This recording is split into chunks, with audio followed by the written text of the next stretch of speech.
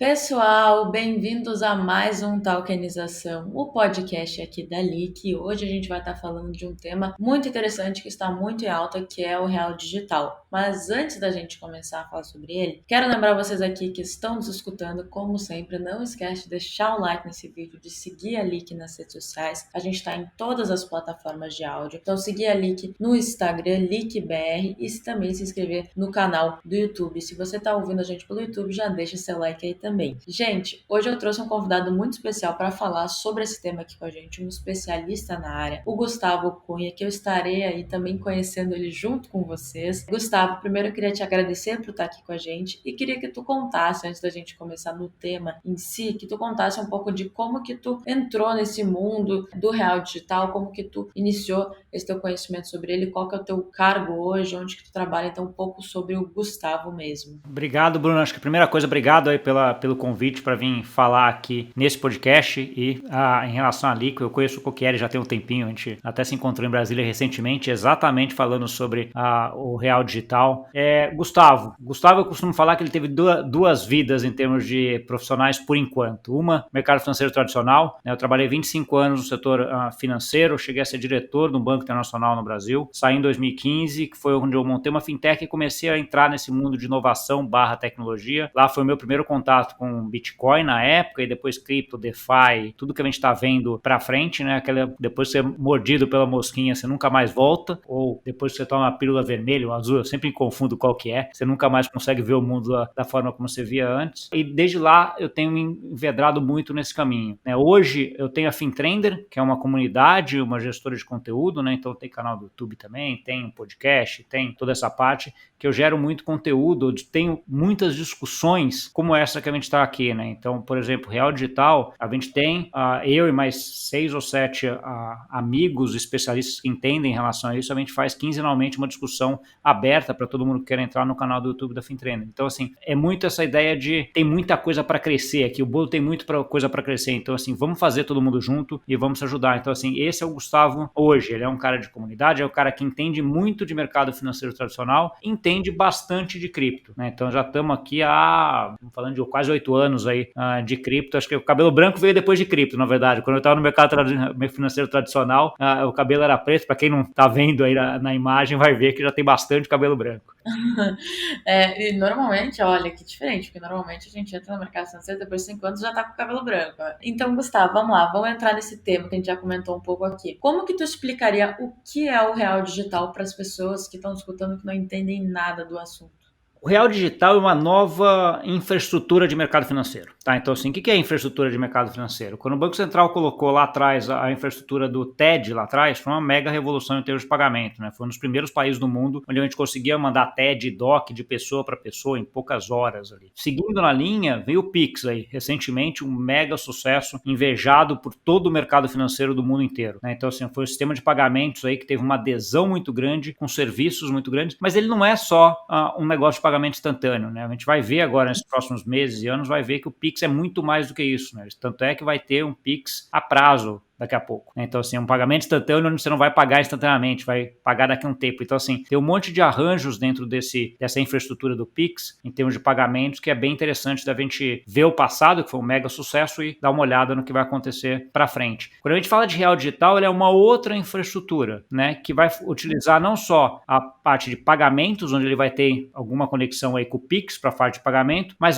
vai também possibilitar a transferência de ativos, né, ou tokens, se a gente quiser utilizar esse nome mais de cripto. Então, assim, ela é uma blockchain, né, uma rede permissionária, proof of authority, onde a gente vai ter não só negociar as transferências de valores, mas negociações de bens facilitadas. Então, esse primeiro piloto, que é o que o Banco Central está testando agora até metade do ano que vem, metade de 2024, ele vai testar o quê? Vai testar a tokenização da moeda, do real mesmo. Então, ele vai ter uma CBDC, que é o termo técnico que a gente chama, né, Central Bank Digital Currency, que vai ser a moeda que vai ser negociada entre o Banco Central e os bancos, e vai ter na ponta dos bancos títulos, o que ele chama de real tokenizado, que a gente pode entender como sendo uma stablecoin de real emitida pelos bancos. Tá? Essa real tokenizado ele vai utilizar dentro desse piloto para fazer negociações de título público tokenizado, que também vai ser tokenizado dentro dessa mesma rede do real digital. Então, assim, ela é uma nova infraestrutura para que a gente negocie títulos, valores, etc. para frente. O Banco Central faz um paralelo que não sei se ajuda ou atrapalha, para algumas pessoas vai ajudar ou atrapalhar, mas que eles falam o seguinte: a Pix foi para a parte de pagamentos. Então, assim, ela é uma infraestrutura de pagamentos e que deixou a parte de pagamentos do Brasil muito melhor.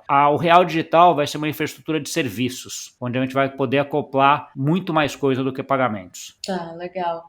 Até a gente comentou isso num podcast que a gente gravou ontem, mas vai sair, né, com a diferença de uma semana, que é comentando também das aplicações, dos benefícios do Real Digital frente à facilidade que ele traz, né, pra gente transacionar e também como ele diminui os custos nesse processo. Mas tu mencionou um pouco de real tokenizado, né? Qual que seria a diferença entre o real digital e o real tokenizado? Fiquei um pouco confusa. O real digital, primeiro, o real digital acho que são duas coisas. Uma é a CBDC, que é o real digital emitido pelo Banco Central, que vai ser negociado entre o Banco Central e os bancos. O termo técnico acadêmico é uma CBDC de atacado, né, que vai ser negociada entre os bancos e o Banco Central. Só. Hoje, o paralelo com o mercado financeiro tradicional é o que a gente chama de reservas bancárias. Tá? Então, assim, isso aqui vai ser a CBDC ou o real digital. Mas o real digital também é a infraestrutura, é a rede. Então, assim, fazendo um paralelo com o cripto, aquela ideia de que a gente tem o Ethereum, que é a rede, e o Ether, que é o token. Né? Então, assim, aqui os dois chamam real digital. Na ponta dos bancos ou das instituições de pagamentos, a gente vai ter o real tokenizado, que é uma tokenização de depósito bancário. Tá? E aí é o que eu faria o paralelo com uma stablecoin de real. Fez sentido agora. E assim, mais voltados para a prática. Quais são as aplicações que estão sendo pensadas para o real digital aí? Mas no dia a dia da pessoa, o que ela veria de diferente? Assim, tu falou um pouco das transações, mas vamos supor que isso esteja implementado. Como que seria mais ou menos a diferença no dia a dia da pessoa? Tá, então vamos falar. Primeira coisa, a gente está falando aí de um prazo relativamente longo ainda. Acho que estamos falando de 2025, na melhor das hipóteses, muito provavelmente 2026 só. Tá? Então acho que tem um tempo. A gente está discutindo hoje o piloto do Real Digital ainda, com muitas discussões em relação a isso. Mas o end state, lá no final, daqui 2, 3, 4 anos, quando estiver pronto, você consegue pensar em casos de uso assim muito, muito práticos. E só fazendo um parênteses aqui, eu costumo falar que os melhores casos de uso são aqueles que a gente não viu ainda, né? Que vão surgir lá porque vai ter um indiano que fez alguma coisa daqui 4 anos que a gente nem imagina. Mas assim, tirando essa parte, o que a gente consegue visualizar hoje são casos do tipo. Hoje, o caso clássico que blockchain ajuda muito, né? Quando você está vendendo um carro, né? Então assim, você paga primeiro ou recebe o título do carro? O que você faz isso primeiro, né? Então assim, qual a transferência ocorre primeiro? Em cripto isso é muito fácil de se fazer, né? Você tem via smart contract, você consegue fazer isso que os dois liquidem juntos, né? Liquidação atômica ou deliver versus payment, que é o termo técnico que a gente usa. Quando a gente tiver o real tokenizado nos bancos, né, e tiver o carro tokenizado também, a gente vai conseguir fazer isso nessa rede, nessa infraestrutura do real digital, por exemplo. A gente vai poder negociar títulos debentures, né? Você vai tokenizar debenture, então eu vou conseguir fazer esse pagamento e o recebimento do debenture também. Você tem algumas coisas mais, talvez, disruptivas que você possa ter para frente, que é o fato de eu, Gustavo, negociar debenture com você, né, e a gente registrar nos dois bancos nossos, por exemplo. Então, assim, eu não preciso de uma plataforma centralizada para intermediar essa negociação de debêntures. Você pode ter alguma coisa como sendo uma Uniswap registrada, autorizada dentro aqui dessa infraestrutura do Real Digital. Acho que uma coisa que é importante comentar é que essa infraestrutura do Real Digital, ela está sendo desenvolvida no que a gente chama de EVM compatible, né? É compatível com a rede EVM, que é a rede principal da Ethereum, né? A principal Ethereum Virtual Machine, que é a forma como você consegue, de certa forma, fazer interoperabilidade rápida com a rede Ethereum. Ou, em outras palavras, copiar tudo que está sendo feito na rede Ethereum para essa rede do Real Digital muito fácil em termos de código. Tá? Então, isso é muito legal, porque ele não só essa rede não só pode se apropriar do que está sendo feito em DeFi hoje, mas aí num ambiente regulado, num ambiente Proof of Authority, em outra blockchain, como também se apropriar das inovações futuras que vão vir nessa rede da Ethereum, né? Então, tem muita discussão na rede Ethereum hoje sobre Account Abstraction, né, e sobre Zero Knowledge, que são duas coisas que são muito promissoras ali dentro. Uma para facilitar a parte de UX, de utilização de cripto, e outra para endereçar interessar coisas de privacidade. Isso aqui são discussões muito quentes hoje em cripto e que vão se desenvolver nos próximos anos. Em algum momento, daqui a um tempo, ela vai estar lá consolidada, etc. O Banco Central vai poder olhar e falar, ok, esse código está bom, essa coisa é boa, deixa eu copiar isso daqui e colocar dentro dessa rede do Real Digital e trazer mais inovação e mais coisas para a população do Brasil. Né? Acho que isso é uma coisa bem interessante. E só para terminar, eu acho que vale a pena a gente colocar aqui, a gente como brasileiro, olhando para o que o Banco Central está fazendo, o Banco Central do Brasil está fazendo, o Banco Central do Brasil hoje é referência mundial em termos de inovação de mercado financeiro. Tá? Ele é invejado por vários bancos centrais e vários reguladores do mundo inteiro. Então, assim, isso é uma coisa que a gente deve ter bastante orgulho. O Pix é um caso de sucesso falado em todas as reuniões de Banco Central. Né? Então, assim, acho que é uma coisa bem interessante da gente ver e com benefícios enormes. Né? Acho que o Pix a gente já consegue ver vários benefícios. Né? Então, a gente já consegue ver a parte de utilização, facilidade, o barateamento das transações, etc. Eu espero ver a mesma coisa com o Real Digital, mas num nível aí não só de pagamentos, no nível de serviços, de investimento, de transferência de valores, é mais amplo, né, o escopo dele. Legal, a gente até separou uma pergunta em relação a isso, em relação ao posicionamento do Brasil, quando o assunto é CBDC, CBDC, né, que se fala, CBDC, o posicionamento do Brasil em relação ao resto do mundo. Quando tu fala que ele é invejado, essa proposta, assim, por exemplo, está sendo discutida em outros bancos centrais, está sendo andada, ou a gente está realmente no início disso, sendo meio que como é que é o nome da pessoa que entra primeiro? Esqueci o nome disso. Pioneiros, né, os primórdios da discussão. Eu acho que a gente tem duas coisas. Então, assim, vamos com um pouquinho da história dessa CBDC. Já tem artigos, tanto do Banco Central do Brasil, desde 2015 e 16, acho que 15 ou 16, acho que é um dos primeiros, isso para a discussão do Banco Central do Brasil, e alguns bancos centrais olhando isso lá atrás, em 15 e 16. Mas, assim, o grande ponto de inflexão no mundo foi quando, em 2018, o Facebook falou assim, eu vou tokenizar aqui uma moeda, fazer uma stablecoin chamada Libra. Aí os bancos centrais olharam e falaram assim, caraca, esse cara tem 2,5 bilhões de pessoas, ele vai tokenizar uma moeda dele, ele vai ter o controle sobre essa moeda, caraca, o que eu vou fazer? Desespero em tudo quanto é banco central do mundo, inclusive no BIS, que é o Banco Central dos Bancos Centrais. E aí começa uma corrida desenfreada para ver qual que é o modelo, como é que se já faz, papers acadêmicos de muitos, assim, o meu doutorado que eu estava fazendo aqui na Universidade do Porto, o tema era stablecoins na época, né? Então, assim, você tinha muito pouca coisa em 2018, a partir de 2018 você tem muita coisa publicada em relação a isso. E aí a gente vê daí alguns bancos centrais pequenos de alguns países já implementando algumas soluções, né? Você já teve Bahamas colocando alguma coisa, você tem alguns outros países colocando,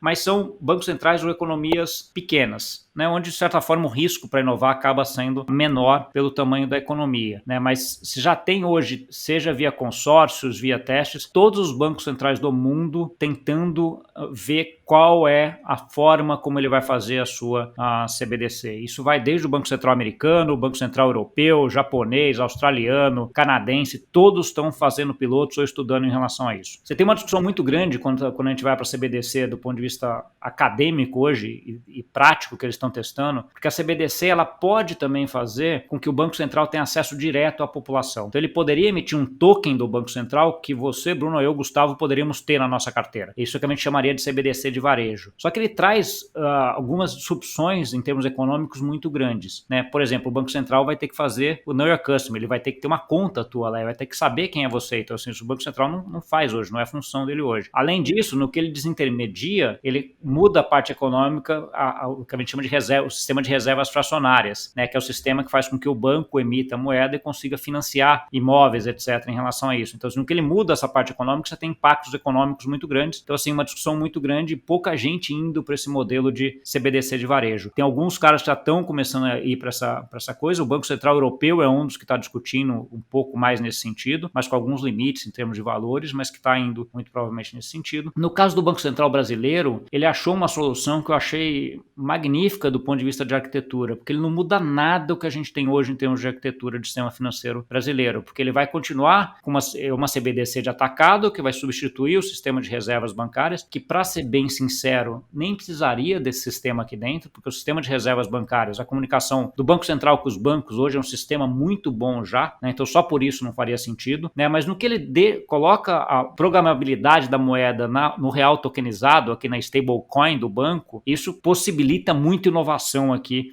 nessa ponta, né? Então assim, que é uma inovação que abre para iniciativa privada, para qualquer um fazer, né? Para fintechs, bancos, instituições de pagamento, tudo aqui pode entrar para fazer. E aquilo que eu falei, a gente consegue ver um ou outro caso agora mais claro, mas assim, a grande disrupção aqui vai estar de casos que a gente ainda não consegue ver e que daqui 2, 3, 4, 5 anos alguém vai implementar alguma coisa. Então assim, respondendo, deu uma volta gigante, né? Mas respondendo direto a sua pergunta, tá todo mundo estudando, todos os bancos centrais do mundo têm hoje algum tipo de projeto que envolva CBDC. Legal, e tu até falou também um pouquinho da abertura que isso pode gerar, né? E até se aprofundando um pouquinho mais, de que forma o real digital ele pode impulsionar assim, a economia brasileira e de forma mais prática, assim, por exemplo, o que o consumidor verá de diferença não... vou transferir de maneira mais fácil, mas, por exemplo, as transferências vão ficar mais rápidas, mais baratas, como que isso vai beneficiar o consumidor e impulsionar a economia brasileira? Acho que de várias formas, né? Então, por exemplo, aquele caso, quando é que você tira insegurança jurídica das transações, isso ajuda muito. Então, o caso da venda do carro, né? Então, assim, você vende um carro, você transfere o carro primeiro ou você recebe o valor primeiro, né? Então, assim, isso aí antigamente, quando a gente não tinha Pix, o que acontecia, o exemplo que eu sempre dou, você ia abraçado com o cara que você está vendendo no cartório e no banco, né? Porque se desabraçar do cara ali, ele fugiu e você já passou o carro, ele não te paga, a casa caiu. Hoje com o Pix facilita, porque você vai lá no cartório com o cara, transfere o carro e ele te paga o Pix ali na hora, você já vê na tua conta, tá resolvido. Então assim, mas não tá resolvido no sentido de ser uma transação automática, né? Atômica, que nem a gente fala, né? De só acontecer uma se a outra acontecer, e se acontecer uma, a outra acontece obrigatoriamente. Então assim, nessa rede isso vai ser possível. Então assim, isso aqui já é uma vantagem clara em relação a isso. Outra pode ter a ver com precificação de ativos, né? Então assim, hoje você tem negociação de você tá debentures, que é uma coisa mais, onde você não tem a negociação muito aberta, precificação de debêntures hoje é uma coisa mais difícil de você fazer, e você vai negociar, ver um preço da debênture no banco A diferente de um preço da debênture no banco B e a mesma debênture. Então assim, você pode ter algum lugar onde você vai centralizar, e como eu falei, em algum momento onde você vai juntar num grupo de WhatsApp, por exemplo, todo mundo que tem debênture para comprar e vender, e aí a hora que você fizer isso, você já registra lá no sistema do Real Digital aquela compra e venda de debênture e o pagamento atrelado a ela automaticamente. Eu consigo citar esses dois, mas a gente poderia ficar aqui mais, sei lá, 2 horas falando de casos, mas acho que isso aí já exemplifica um pouco as mudanças que a gente pode ter, né? Sim, não, o exemplo do carro é ótimo. Eu adorei essa de abraçado, porque realmente faz muito sentido. As pessoas têm muita insegurança. Aqui no Brasil, o povo é muito com o pé atrás, né? Então, com isso, a gente já vai facilitar e já vai gerar mais transparência e segurança para que o brasileiro consiga fazer mais transferências e transações com facilidade. E tendo essa garantia de que vai ter realmente aquilo de volta. Mas a gente até tem uma pergunta interessante que o Gabi, que tá aqui, gente, o Gabi nos ajuda aqui com a Lick, ele fez pra gente. E a tokenização de títulos públicos? O Gabi é aquele fantasminha que fica aqui no ombro e que vai falar, fala isso aqui também. Boa, Gabi.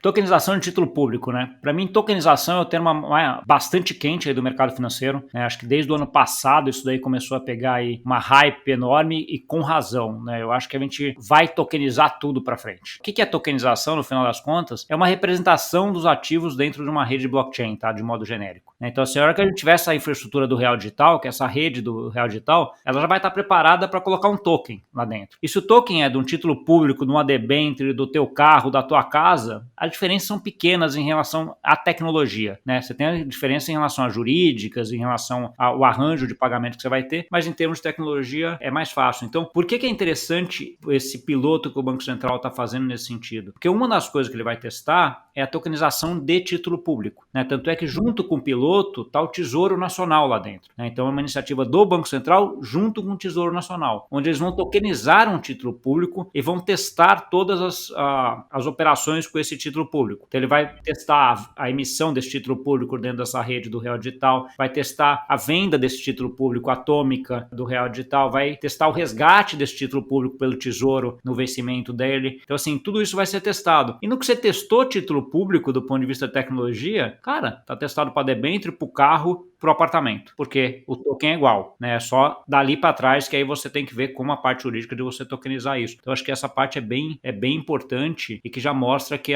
tendo sucesso esse piloto, já vai mostrar que essa infraestrutura pode se tokenizar tudo ali dentro. E até falando um pouco mais dessas transações, né, e dessa segurança que a gente tem. Como que os smart contracts, eles se relacionam com o real digital? Smart contract é a forma de você fazer algumas coisas programadas do meu modo de ver. O que é? Você tem algumas funções que você tem que fazer, alguns passos você tem que fazer, e via smart contract você faz esses passos de forma automática. Então, assim, pegando o exemplo do carro novamente, é o smart contract que vai definir se essa operação for feita, faça essa também. Né? Então, assim, se o carro for transferido, você também recebe o dinheiro. Então, assim, transfere o dinheiro. Então, assim, isso é via smart contract que a gente faz. E voltando ao ponto da rede do real digital, ela ser compatível EVM é fenomenal nesse sentido, porque ele consegue utilizar todas as estruturas ou arquiteturas de smart contracts que estão sendo feitas dentro de DeFi, seja na rede Ethereum principal, seja nos Layer 2 da Ethereum, Arbitrum, Polygon, etc., seja em outras redes, como a Avalanche, por exemplo, que são redes que também são redes de blockchain, outras redes de blockchain, mas que também são compatíveis EVM em termos de formulação e programação do smart contract. Legal, interessante. E assim, quando a gente fala de tokenização, smart contracts, muitas pessoas acham que é alguma coisa muito além e tem receio frente a isso, né? Porque ainda não conhecem, não entendem direito como funciona. Principalmente em relação a algumas polêmicas que a gente vem ouvindo sobre privacidade, entre outros. E falando sobre isso, qual que é a polêmica em torno da privacidade quando se trata do real digital? E qual que é a tua opinião sobre esse assunto? Falando um pouquinho sobre o começo do que você estava falando, Bruno, eu acho que assim, as pessoas têm muito medo do desconhecido, né? Então, assim, a hora que você começa a falar essas palavrinhas CBDC, NFT, real digital, tokenização, então, assim, a pessoa já pula da cadeira, mas ao mesmo tempo, eu acho que é uma coisa que não é um pouco descabida hoje em dia, porque, assim, a gente utiliza a internet, tá todo mundo que está nos ouvindo, de certa forma, na internet, são pouquíssimas pessoas no mundo que conhecem como a internet funciona. Você simplesmente pluga teu Wi-Fi lá e vai, né? Por quê? Porque ela foi feita de uma tal forma que a usabilidade é tão fácil que você usa, né? Então, assim, o que está por trás você acaba não sabendo. Eu acho que em algum momento, eu acho que isso aqui vai virar isso. Então, assim, essa discussão do real digital hoje é uma discussão importante, é importante de ter, acho que nas pessoas que estão lá mais a fundo estão vendo e tudo, mas você pensar o seguinte, quantas pessoas sabem como é que funciona um Pix? O Pix tem um sistema de pagamento separado, que foi desenvolvido nos últimos 4, 5 anos, né? O sistema de pagamento instantâneo. Como é que funciona esse sistema? Quais tecnologias estão lá dentro? Nem sabe, né? Então, assim, poucas pessoas sabem. Então, assim, quando a gente entra na discussão do real digital, eu acho que tem um pouco de controlar um pouco esse âmago nesse sentido, cara, porque é uma infraestrutura. A gente vai discutir isso, temos que deixar com as pessoas técnicas em relação a fazer isso, né? E acreditar que a coisa vai ser bem feita. As discussões especificamente em relação a CBDC, acho que elas vão em dois lados, e eu vou separar um pouco do real digital, depois eu falo especificamente dele. Falar do modo genérico de CBDC. Tem muita preocupação sobre o controle do governo sobre o nosso dinheiro. Então, assim, se ele vai emitir o dinheiro, ele vai poder cancelar o dinheiro quando ele quiser, ele vai poder fazer com que eu gaste aquele dinheiro só para comprar alface, não posso comprar carne, né? Então, assim, você vai poder fazer esse dinheiro fazer isso. Do ponto de vista de tecnologia, isso é possível?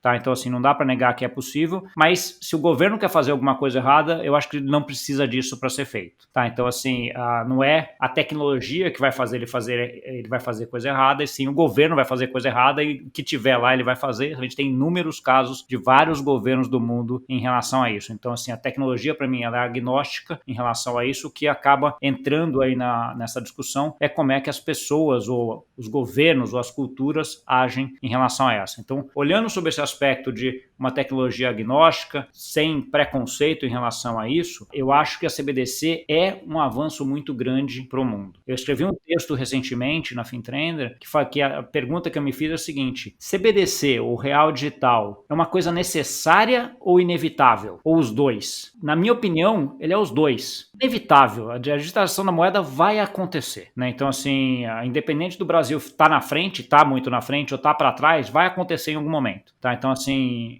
eu acho que esse é um ponto. E ela vai acontecer e ela é necessária? Ela é necessária, porque eu acho que ela traz muitas vantagens e muitos casos de uso uso e muita desintermediação e muita auditabilidade, né? Você consegue ver tudo aqui muito mais fácil para todo mundo e ele gera muito valor em termos econômicos. Então, assim, ela é necessária e coisa. Então, assim, esse é um ponto em relação a CBDC de modo geral. Em relação ao real digital, eu acho que, como eu falei, eles foram muito felizes na escolha da arquitetura, porque ele não muda nada em relação a isso, né? Então, assim, o que você vai ter vai ser um real digital, vai ser um depósito bancário tokenizado, que é um negócio, que é um token dentro dessa rede blockchain, mas ele já é digital, né? Então, assim, ninguém vê aquele depósito bancário que você tem no banco ABC, você não vê ele, né? Ele já é digital, né? Então, assim, ele não é palpável nesse sentido, só que em vez de ser um depósito bancário no sistema daquele banco, ele vai ser um token dentro da rede do blockchain do real digital, né? Então, assim, eu acho que essa arquitetura foi muito boa. O piloto vai testar algumas coisas em relação a isso também, em relação à privacidade. É um dos grandes focos do piloto do real digital, porque você tem uma discussão muito grande em relação a isso, que é a seguinte: qual é a grande vantagem de DeFi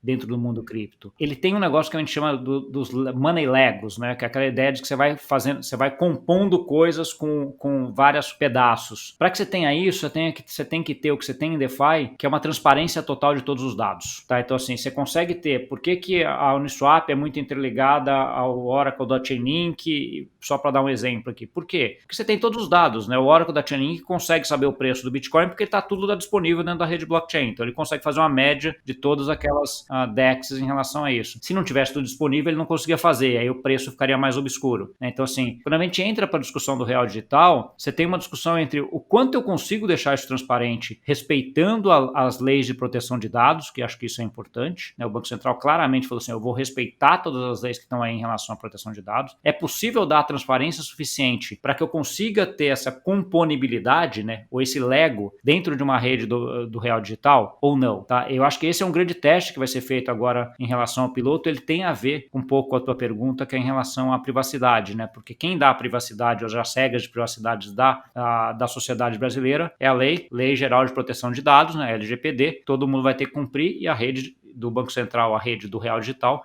tem que cumprir também. Mas como é que ele vai cumprir? Será que ele consegue cumprir e ao mesmo tempo deixar essa componibilidade ou não? Como é que vai ser isso? Então, essa é a grande discussão agora do piloto. E até falando um pouco mais sobre isso, sobre os próximos passos, e para a gente encaminhar aqui, quais são as tuas expectativas, então, para o Real Digital? A expectativa é que a gente tenha um piloto aí que termine mais ou menos metade do ano que vem, né? Então esse é o cronograma que tem. Ele já começa muito bem aí, com várias empresas aí também, vários bancos que hoje são de pagamento junto nesse projeto, então acho que isso é bem legal. Eu acho que a gente deve ter alguma implementação não antes do que 2024, talvez 25, tá? Então acho que é uma rede que demora muito, talvez até um pouco mais, tá? Dependendo dos desafios que a gente tenha com o piloto. Mas eu acho que ela vai fazer uma transformação no Brasil gigante em termos de mercado financeiro. Vou dar um exemplo talvez mais disruptivo aqui, que eu não sei se a gente chegar lá nesse começo, talvez mais para frente, 2027, 30, não sei. Acertar a data é um negócio horrível em termos de inovação, né? Porque ou você erra muito longe ou você erra muito perto. Então, assim,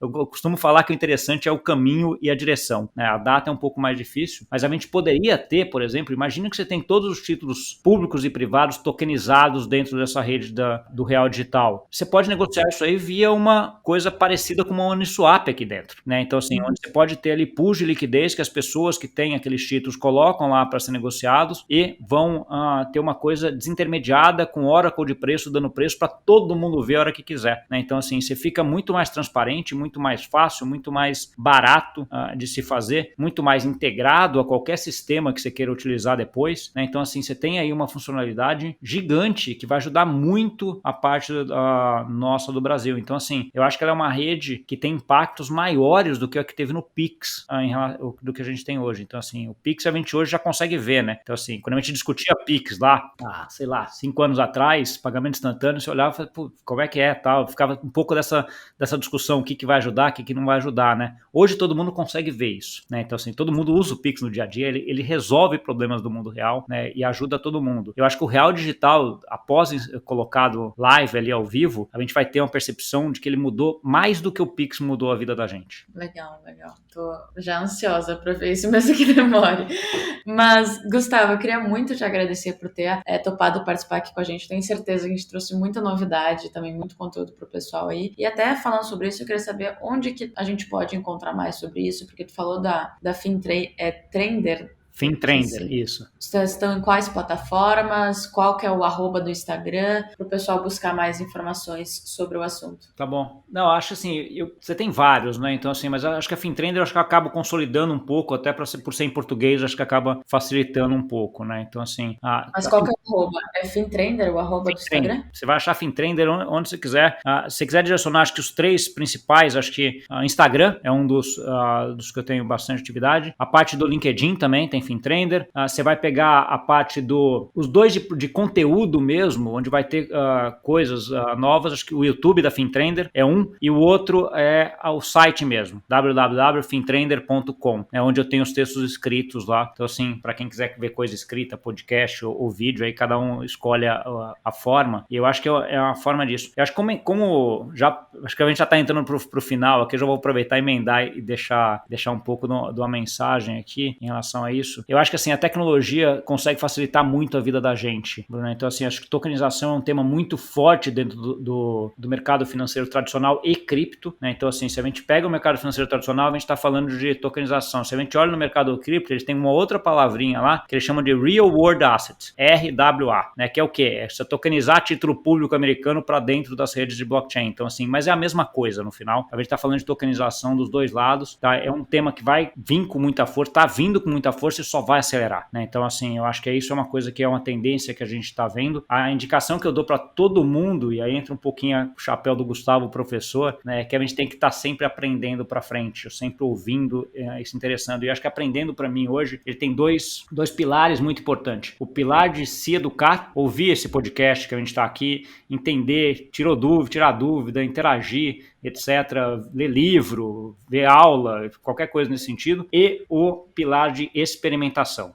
Todas as coisas em termos de educação mostram que se aprende muito mais fazendo e não só lendo, ouvindo, etc. Então, assim, quanto mais proativo, mais colaborando, mais experimentando você vai estar, melhor vai ser o entendimento. Então, assim, cara, quem não entrou ainda em cripto ou não tem ideia ainda do que é um MetaMask da vida, cara, acelera, né? Então, assim, porque isso daqui é uma coisa importante. Para quem já entende um pouco de cripto, entende um pouco de MetaMask, vamos entender como é que funciona o mercado financeiro tradicional também, para ver como é que vai ser as ligações aqui. Oportunidades tem gigantes aqui para todo mundo, né? Então, assim, é aquele momento que eu vejo hoje que tem muito bolo para crescer ainda. Então, assim, não é aquele, não tem concorrente, não tem nada, cara, o bolo vai crescer demais, então tem muita oportunidade. Então, vamos estar junto, vamos estar lá, entender esse mundo e seguir adiante. E com isso eu finalizo aqui e agradeço bastante o convite aí de novamente. Gente, também até só para dar um recado aqui, primeiro eu concordo 100% com isso, a gente tem, eu não lembro quem fala isso, mas que tudo é 20% teoria, 80% prática, botar em prática é muito importante, e são dois mercados que vão crescer muito, então,